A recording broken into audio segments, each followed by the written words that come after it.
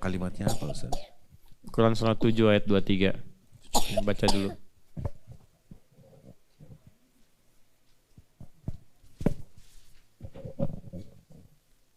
Itu tuh ambil musab, kasih musab biar tahu posisinya di mana, biar ingat. Biasanya kalau nanya dijawab, dilihat musab itu ingat terus itu. Kalau lihat handphone nggak akan ingat-ingat. Kalau lihat handphone tuh kayak lihat istri sendiri. Kalau lihat musab kayak lihat istri orang.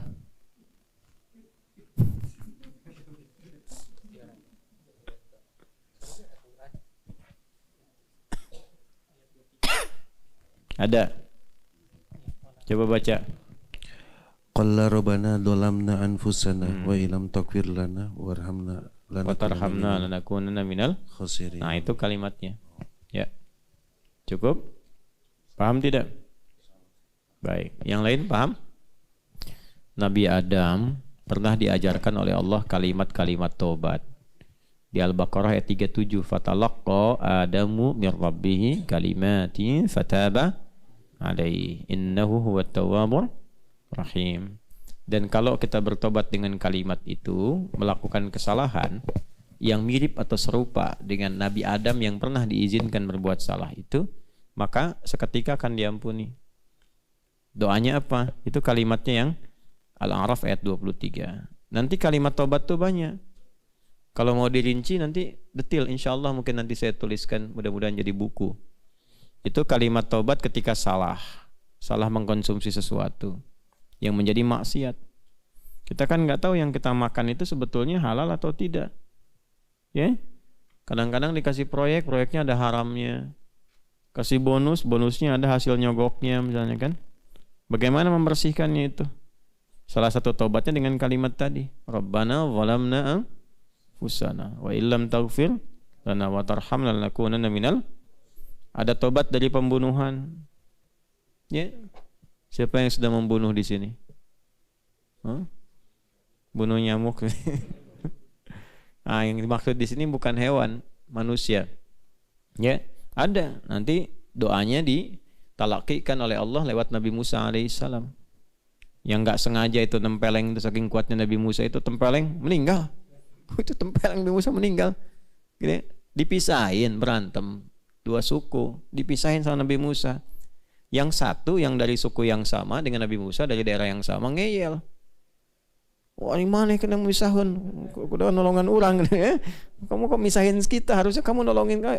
Ngeyel, tempeleng. Ya enggak kuat, cuman tempeleng begini. Meninggal, Pak. Gitu ya. Pernah malaikat maut nyamar. Kan temannya Rasul di bumi itu punya teman malaikat. Setiap Rasul. Nah, dulu nabi-nabinya Bani Israel temannya malaikat maut tuh. Wah, luar biasa tuh. Nabi Daud temenan sama malaikat maut. Nabi Musa juga sama. Malaikat maut nyamar di hadis Muslim. Datang ke Nabi Musa. Nggak bilang-bilang. Tempeleng. Lek. Begitu ditempeleng keluar matanya. Gitu Nabi Musa itu. Ya kuat. Emang kuat Nabi Musa itu. Luar biasa. Ya, itu ada di riwayat Muslim. Tapi ingin memberikan pesan bahwa apa? Ya malaikat maut itu ya datang ya sesuai dengan waktu. Ajal tiba. Yang nggak ada pemberitahuan. Punten insya Allah anjing pageto badai sumping nggak ada. Ya saya besok lusa mau datang nggak bisa. Tiba-tiba datang aja, tandanya di fisik kita. Nanti biasanya 40 hari sebelum meninggal tuh udah mulai terasa. Ya tanda-tanda khusus ya yang memang mendekati pada kematian. Makanya belajar ayat-ayat tentang menyiapkan kematian tuh banyak di Quran. Belajar. Kalau nggak belajar nggak tahu nanti tiba-tiba Allah gitu ya. Nuju ngaci mang, tak tiba-tiba awas tuh. Ya makanya jangan maksiat. Kalau mau maksiat, ingat-ingat meninggal. Awas tuh, vendor-vendor tuh ya, awas. Hati-hati tuh. Ya begitu kepikiran maksiat, bayangkan meninggal.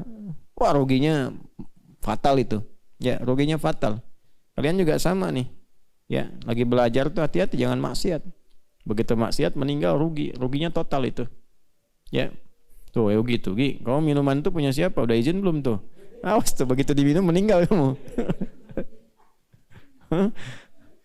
Nah itu. Jelas ya? Nah itu malaikat maut tuh. Ada lagi doa misalnya, doa menyimpang dari risalah. Dikasih tugas, nggak dilaksanakan. Ada nggak yang begitu? Hah? Ada kadang-kadang di perusahaan kasih tugas, ya malah nyimpang. Mampir dulu kemana? Salah nggak? Salah. Sebab kalau gajian pengen utuh, pengen full, ya kan? Tapi kalau kerja didiskon. Hati-hati, itu salah itu. Nanti ada zikirnya. Awas, kalau kita, jangan kita lah ya. Saya nggak mau terlibat tuh. Kalau ada kalau ada orang yang sering ngurangin kewajiban, tapi pengen hak penuh, itu satu saat nanti akan sering ditimpa musibah. Yang mengurangi hak yang dia ambil yang bukan haknya. Hati-hati itu. Hati-hati. Nah, nanti ada zikirnya itu. Zikir Nabi Yunus namanya. Nabi Yunus itu diminta oleh Allah berdakwah karena umatnya nyebelin gitu kan. Ya udahlah, kata kalau nggak mau didakwain mah saya pergi aja gitu. Ya padahal itu ujian dari Allah. Karena ditinggalkan tugasnya, maka ya lari masuk ke dalam bagian dari masyarakat yang masuk ke perahu. Tiba-tiba perahunya kepenuhan, harus dilempar. Yang kena Nabi Yunus, telan sama ikan besar, ikan paus kan, masuk ke dalam. Kalau nggak zikir itu kata Quran, kalaulah dia tidak berzikir itu, tidak memohon kepada Allah, itu di dalam perut ikan itu sampai hari kiamat. Nah, tapi ketika dikeluarkan, itu bahasanya bukan dikeluarkan dari perut ikan, bukan, dikeluarkan dari awan gelap yang menaungi. Ya, wa dhannuni idh dhahaba mughadiba. Itu ayatnya Quran surah ke berapa? 21. Ayat berapa? 87 sampai 88. Wa dhannuni idh dhahaba mughadiba fa dhanna an lan naqdira alayhi fanada fi dhulumati alla ilaha illa anta subhanaka inni kuntu minal zalimin. Setelah itu apa? Fastajabna lahu. Kemudian wa najjaynahu minal gham, bukan minal hut.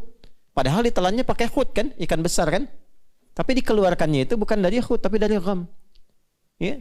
Dan ingat, belum selesai ayatnya. Wa kadzalika nunjil mu'minin. Gham itu awan gelap yang menaungi. Itu bahasa majas, bahasa kiasan.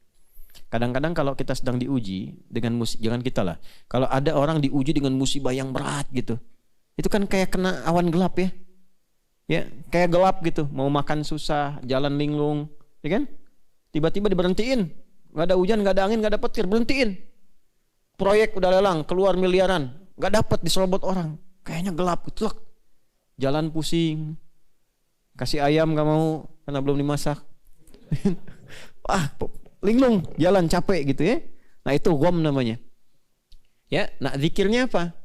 Sebelum berzikir diingat-ingat dulu ada salah apa yang pernah dilakukan dulu. Mungkin ada tugas yang belum beres, ada hak orang yang terambil. Nah diistighfari dulu. Karena ujung ayatnya wa kadzalika nunjil mu'minin. Kalau ada orang beriman pernah berbuat begitu, ya, berzikir yang sama akan diselamatkan oleh Allah. Zikir di Quran itu banyak. Banyak sekali. Ya, ada ayat-ayat pengentas utang. Ada ayat-ayat pengentas kegelisahan. Ya, ada nanti ijazahnya ada. Nanti suatu saat kalau saya ada waktu mungkin dituliskan, ya, supaya nanti jadi pegangan. Zikir sakit, ada zikir sakit. Zikir menikmati sakit dengan zikir minta sembuh, ada. Ada menikmati sakit tuh. Ya, jadi menikmati kesabaran yang Allah berikan lewat sakit, ada. Ya, kurang lebih begitu ya. Ya, jadi lengkap di Quran tuh lengkap sekali, Masya Allah. Dengan semua keadaan manusia, apa yang dialami itu langsung ada obatnya.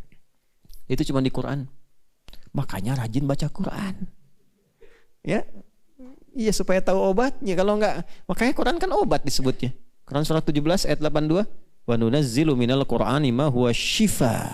Kan? Jadi kalau kita rajin baca aja insya Allah dapat ketenangan pada jiwa.